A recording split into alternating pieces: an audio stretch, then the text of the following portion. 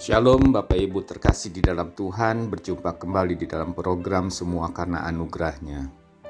Hari ini saya akan membawakan firman Tuhan dengan judul Waspadalah atau Berhati-hatilah Jangan Lengah. Dalam perjalanan rohani orang percaya, perjuangan iman itu terus-menerus dilakukan sebagai proses di dalam kehidupan kita. Oleh karena itu, sebagai orang percaya, kita harus berhati-hati di dalam setiap langkah kehidupan kita.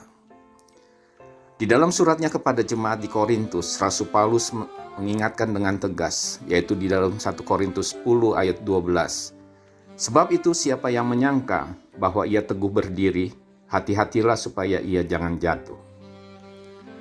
Banyak orang yang jatuh dalam dosa justru pada saat ia berada di puncak kedudukannya, jabatan, bahkan di dalam puncak pelayanannya.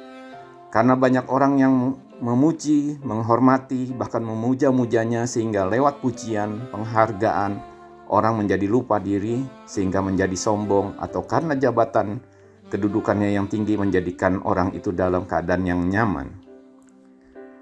Dalam Alkitab di 2 Samuel 11 ayat 1-27 yang menyatakan bagaimana kejatuhan Daud di dalam dosa, yaitu justru ketika dia mencapai puncak kejayaannya ketika dia menjadi seorang raja. Nanti Bapak Ibu dapat membacanya lebih jelas lagi di dalam 2 Samuel 11 ayat 1-27 yang menyatakan bagaimana Daud sebagai seorang raja dalam masa itu yang biasanya saat raja-raja maju berperang, dia berada di istananya dan hanya memerintahkan panglima dan prajuritnya untuk berperang.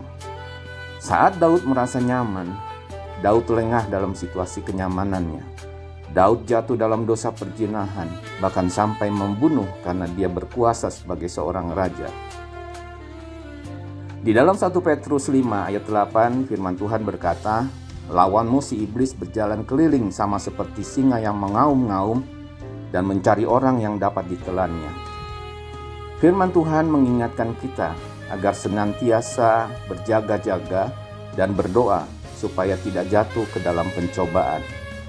Karena iblis berkeliling mencari mangsa yang bisa diterkamnya. Bahkan di dalam Lukas pasal 4 ayat 13 dikatakan, iblis selalu menunggu waktu yang baik.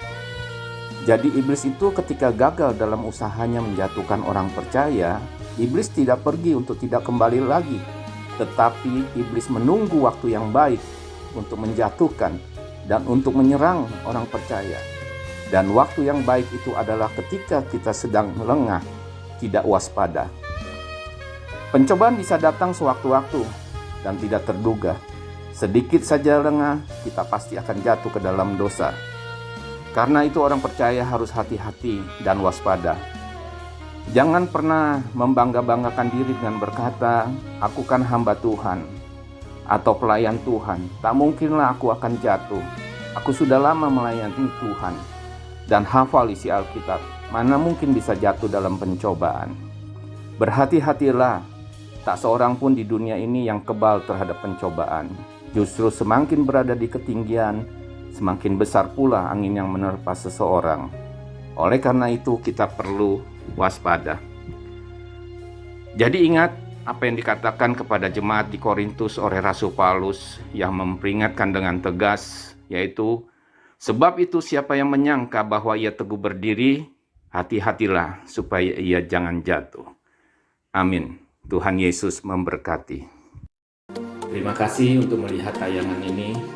Jangan lupa untuk like-nya serta men-share apabila tayangan ini telah menjadi berkat bagi Bapak Ibu Saudara. Jangan lupa untuk subscribe dan pencet bel-nya. Tuhan Yesus memberkati.